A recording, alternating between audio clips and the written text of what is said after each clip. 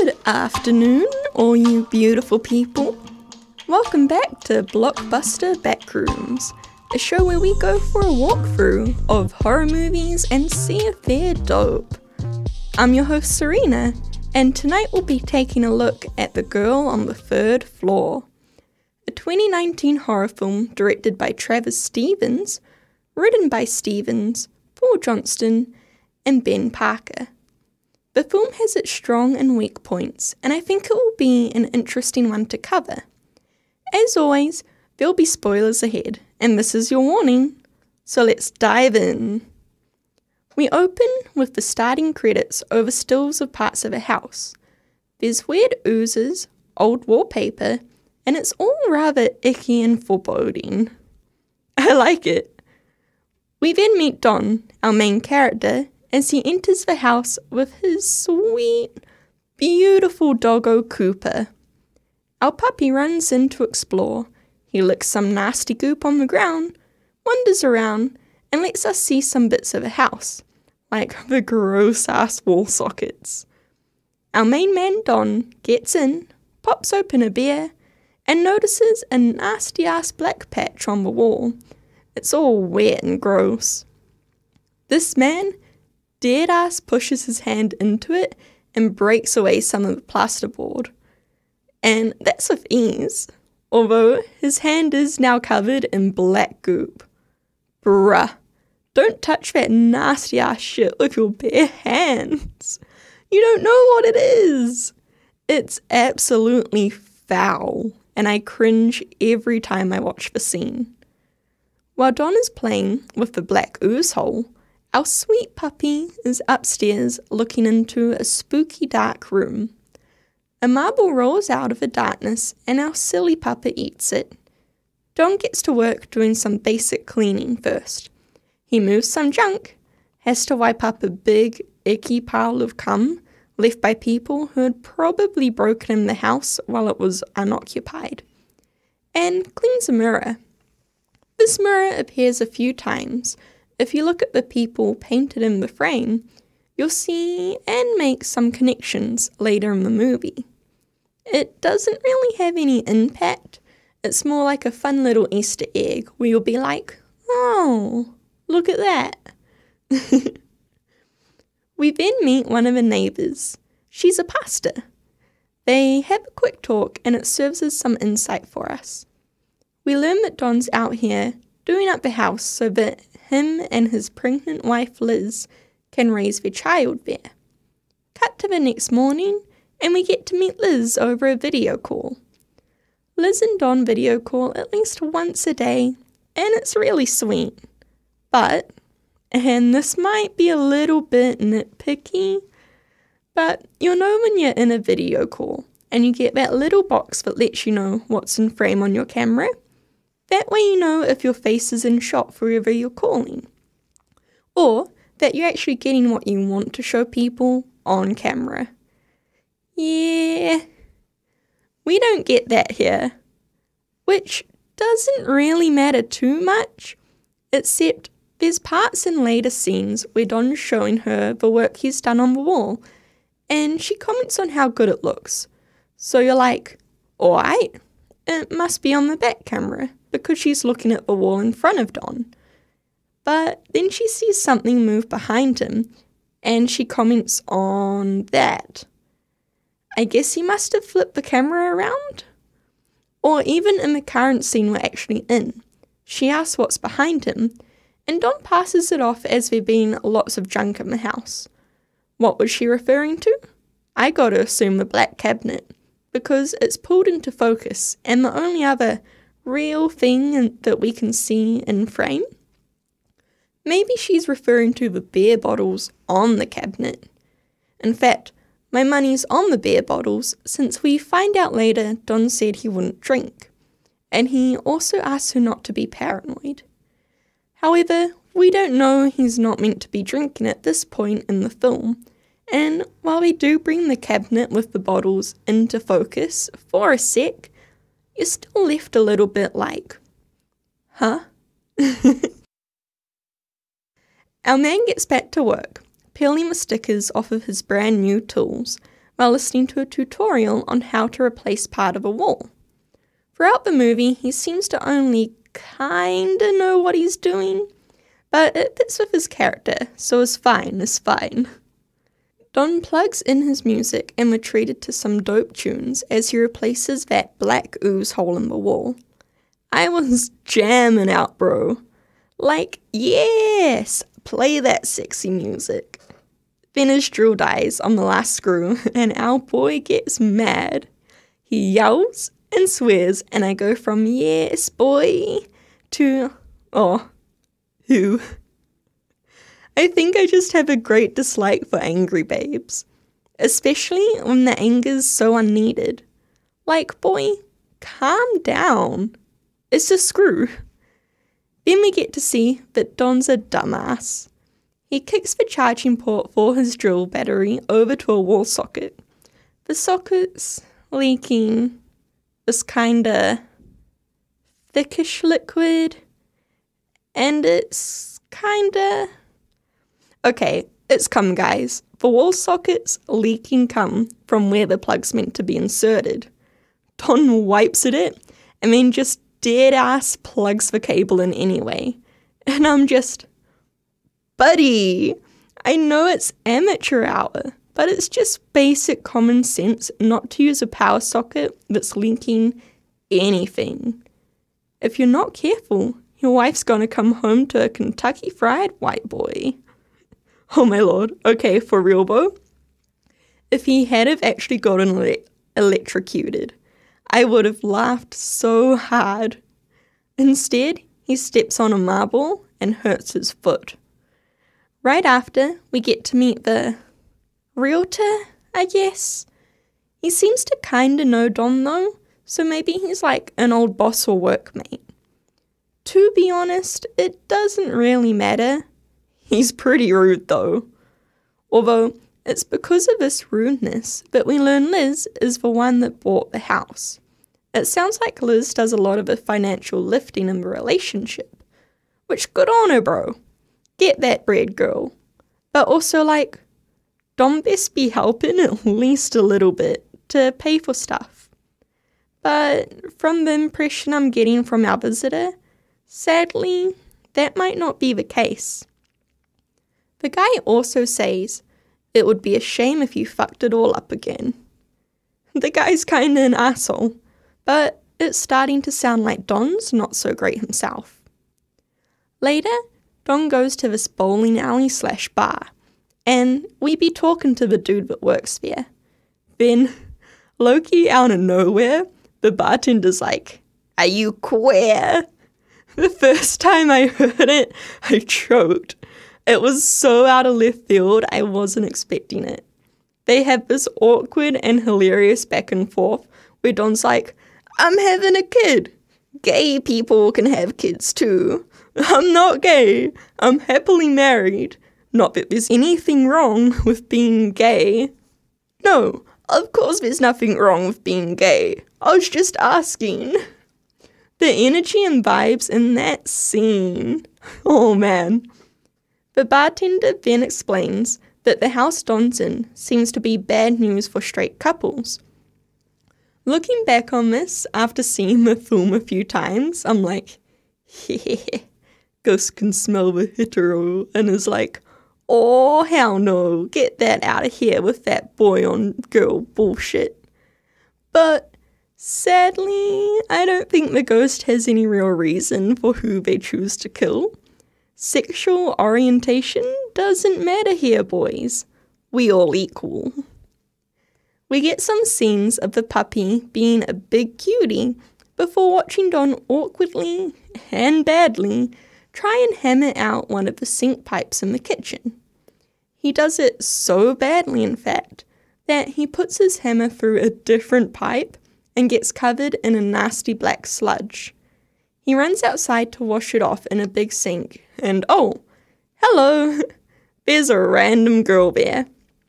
And she just instantly starts hitting on him.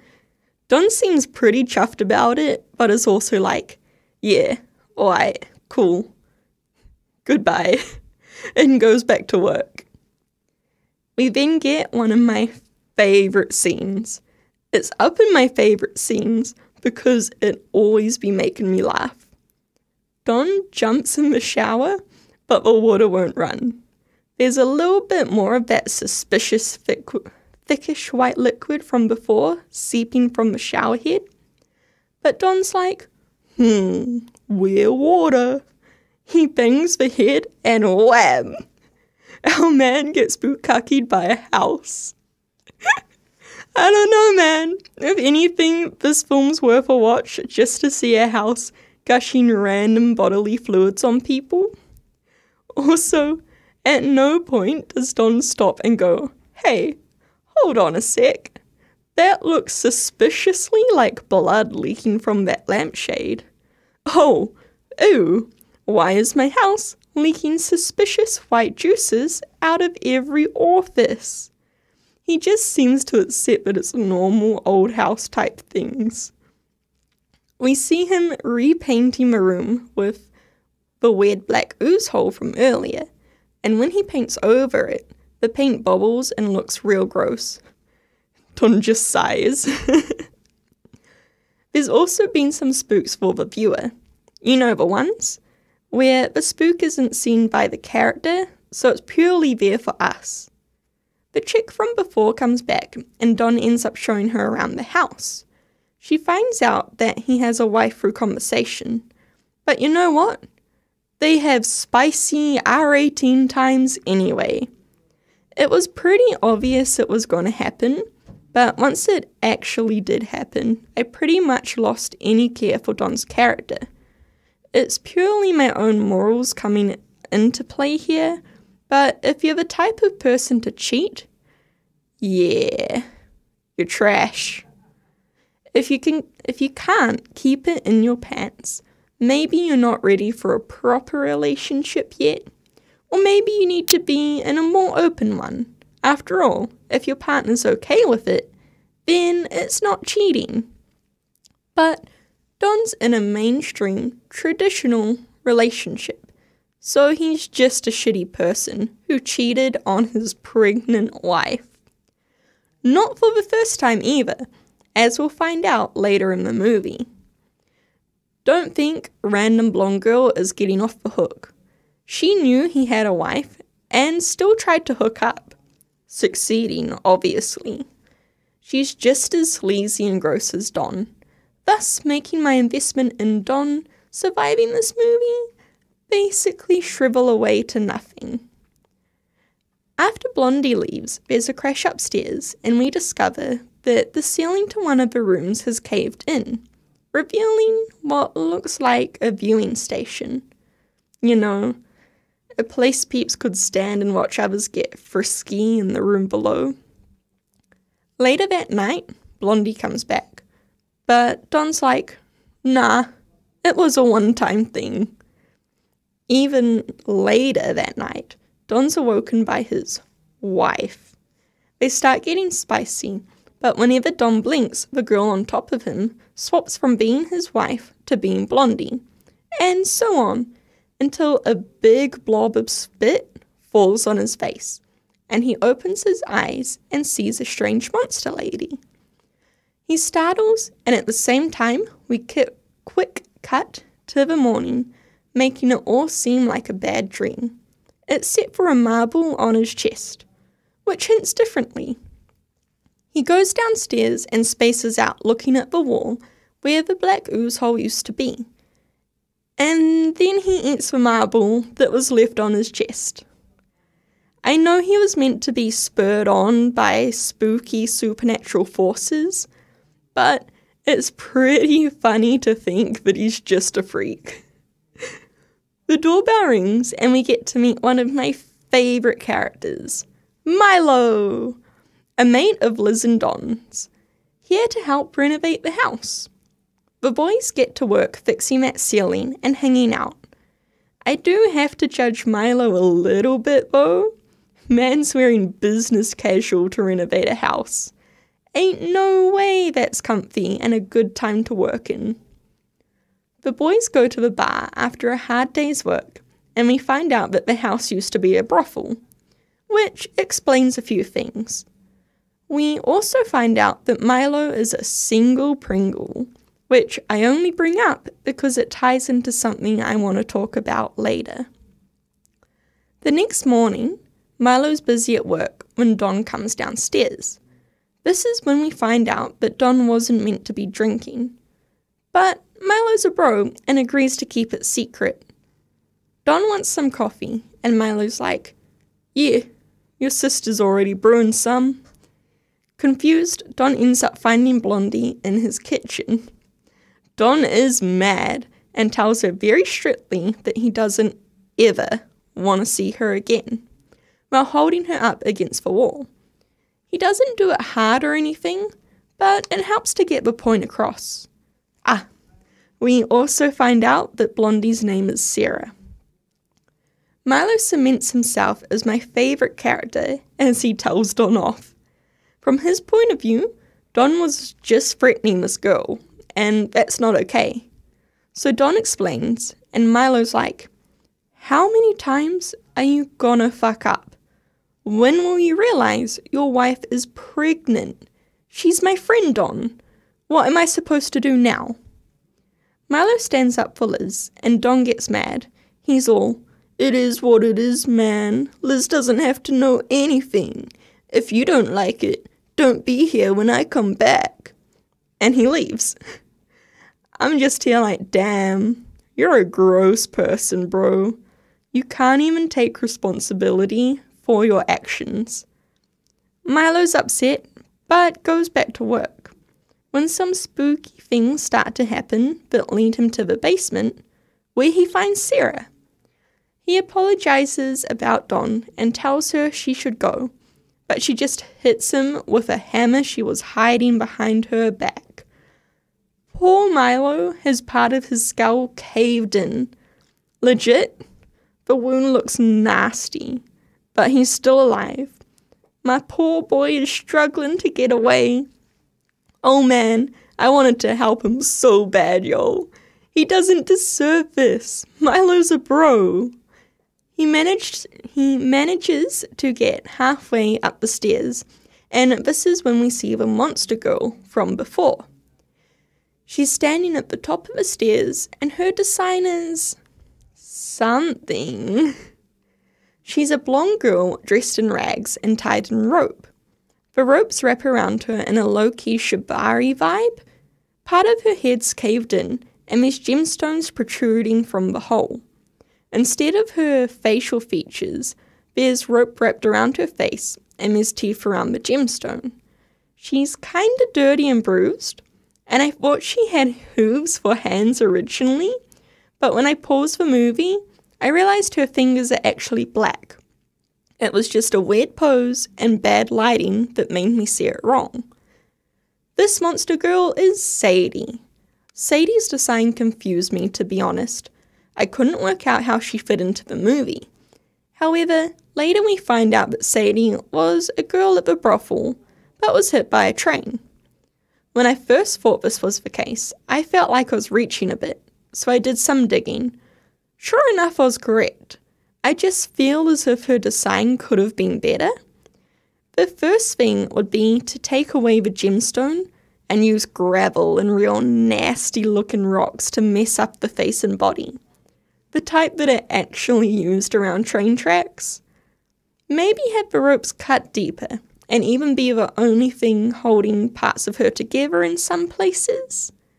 Her design just doesn't quite sit right with me. It conveys itself okay, but it could be so much better. Anyway, we were talking about Milo. Yeah, poor Milo gets killed off screen.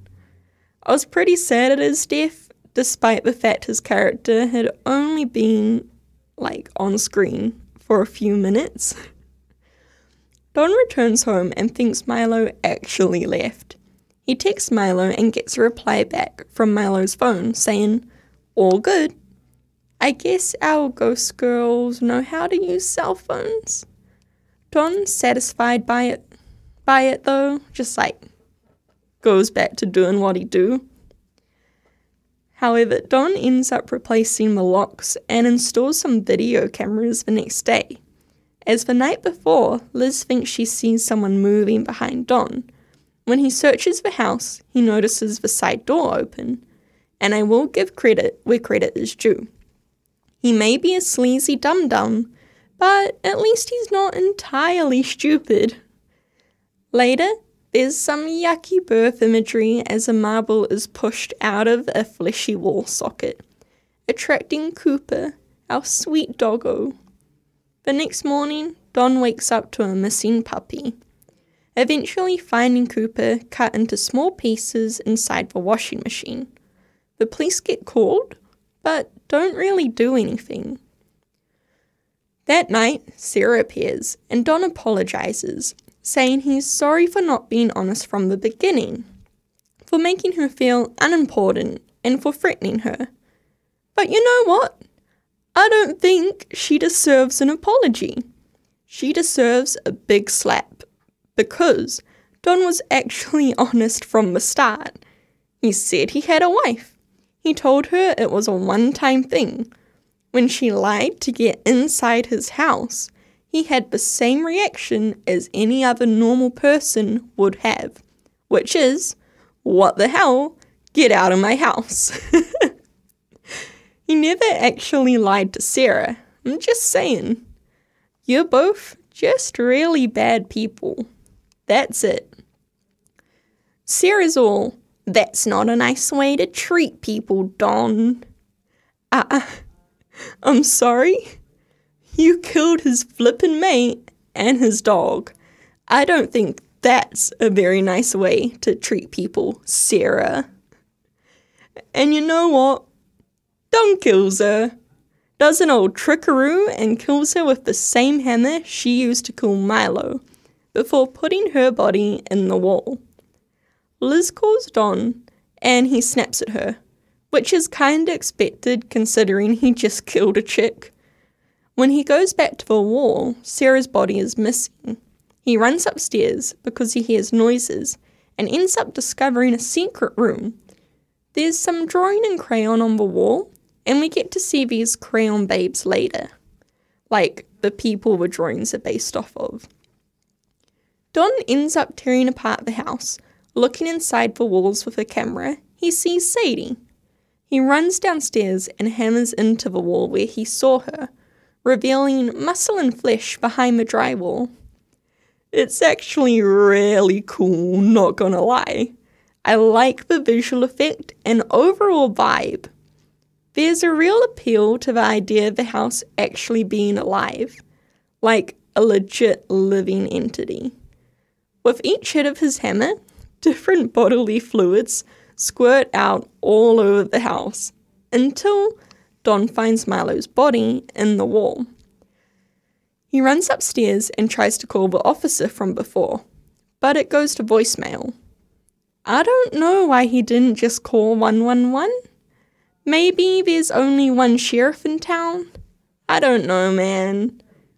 Then he gets a text from Milo's phone, and it's a cringy picture of Sarah pulling the finger and saying, actions have consequences. But if you were originally going after Don because he cheated, why kill Milo and Cooper? Is it because they had something to do with Don? Because later Liz visits and you try to kill her too. So cheating can't be the reason, right? Milo and Liz didn't cheat. Heck, Milo was single and Cooper was a dog. Flip. Milo was even nice to you. He was on your side when Don was rude to you and was even giving you the benefit of the doubt. Your motives confuse me, Sarah. Was it because they were moving into the house? Milo wasn't moving in. It's not because we're all men either, because you try to kill Liz. Are you not allowed to sleep in the house? Is that why you killed Milo? And then just didn't want to wait for Liz to sleep there because you got impatient? To be honest, I don't think there's any real motive as to why the girls are killing everyone. I think you're just salty you got killed and no one cared. So now you're killing everyone else.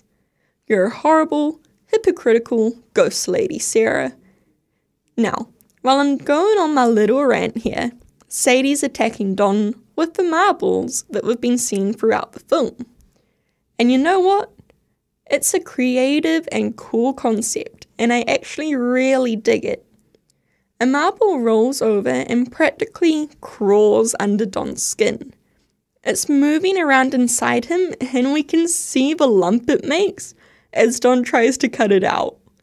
He doesn't succeed though, and the marble travels up from his ankle all the way to his face, where it pops out from underneath his eyelid. It's flippin' gnarly, and I love it. Sadie then drops a bunch of marbles, and they all roll towards him. We cut away to Liz doing a surprise visit. She looks at some of the things in the house, as if it's her first time seeing them, which is odd because it's mentioned earlier in the film that she was with Don when they viewed the house. She finds a newspaper with an article about the house when it was a brothel and the missing girl's body not being found. She also finds a huge pile of beer cans. Neither of these things she's impressed by. Liz then meets Sarah, who is just walking around the house, and she instantly assumes that Don and Sarah done got up to some naughty adult things. The doorbell rings and Liz meets the pastor. She goes to ask Sarah to leave, but Jen just ends up sitting outside talking to the pastor. They talk for a bit before Liz goes inside, only to be creeped out by the house. She sees an eye in the sink drain after pulling a huge chunk of hair out of it, and is like, fuck this. She tries to call Don, but there's no answer, of course. So she goes across the road and visits our pastor. This is where we find out just how shit Don actually is. He tried to trick old peeps out of their retirement funds and almost went to prison for it. He also cheated on Liz when they were trying to get pregnant, etc., etc. Liz admits to only being with him because the options seemed even worse. The pastor tells Liz they should get far away from the house, as it only ever seems to make things worse for people. When Liz gets home, Sarah's throwing a big old-timey ghost party. Liz just straight up tells Sarah to fuck off and goes looking for Don. She goes upstairs to the top floor and ends up seeing ghostly kinky times, as some guy in a bird mask does some stuff to Sarah. Liz runs down a floor and everything's back to normal. Sarah appears on the stairs, and we find out that our ghost girls are mad because they got killed and nobody cared. Sarah then chases Liz with a box cutter, but Liz escapes by locking herself inside one of the bedrooms. Sarah's banging on the door, doing a really cringy laugh, and then Don crawls out of the closet covered in a bunch of self-inflicted cuts from trying to get all them marbles out from inside him. He grabs Liz and pretty quickly admits to cheating. Liz is strong and dope and is like, no, it's not okay. And she tries to get away. Don's like, just say it's okay, babe, as he starts to peel off his skin, revealing Sarah underneath, who's still doing that gross fake laugh. It's so stupid. Liz runs downstairs, but doesn't leave as she hears Milo calling out to her. He says some stuff and then does the same cringy laugh before Sadie starts to crawl out of the wall, giving us some more birth imagery. Man, I love Liz though. She's just like, nope, and bashes Sadie's head in with a hammer. I'm just sitting here like, yes, girl, defend yourself, fuck 'em up. Sarah comes downstairs, goes over to Sadie's body, and starts humming. I honestly can't tell if she's sad or not. It's real weird. Liz just yeets herself outside. The pastor's sitting there and is all, you did good. We find out she knew about everything all along and didn't warn them because life's full of choices. You lay the options out and you choose. God, it's so dumb. The next day, Liz gets Sarah's body from out of the wall it was hidden in. I don't know how she knew which wall it was behind. Lucky guess, maybe. And they give her a proper burial. 6 months later, Liz has moved into the house and has had her kid. The movie ends with marbles falling out of the vent above the baby's crib onto the kid as Don's cut-up face appears inside said vent. Cut to credits with a bad overlaid screen. God, it's such a bad ending. Why move into the house where peeps tried to kill you and where your husband was murdered? Why did Ghost Don drop marbles onto his kid? Is he evil now? The marbles have been a constant bad omen and a cause of death throughout the whole film. Is he just gonna straight up kill his kid? Maybe it's not Don. Maybe Sarah's pretending to be him and is just wearing his skin again. I don't know, man. It's a bad ending. I don't know what else to say. The Girl on the Third Floor starts off as a really interesting film, full of so much potential. It has dope vibes, a surprising lack of music, which works well in its favour, and some just straight up really fun scenes. I just feel that the ending lets it down. The explanation makes everything feel kinda dumb, and the motivations/reasonings for the killings was barely there, despite seeming like they wanted it to be. A lot of the scenes and dialogue are cringy as well. While I'm glad Liz ended up being a strong final girl and overall character, like many of the other decisions made in the film, I question some of the things that she does. I also feel as if Sadie's design could have been a lot better. However, I did like the creative way Don died. It was a hella fun and interesting use of the marbles. I also give mad respect and props to the use of practical effects throughout the movie. They look good.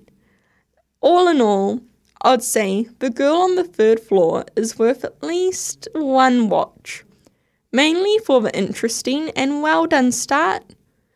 Plus, it's funny watching a house spray bodily fluids all over a dude. If only it ended as strong as it started. Well, that's it for this episode of Blockbuster Backrooms.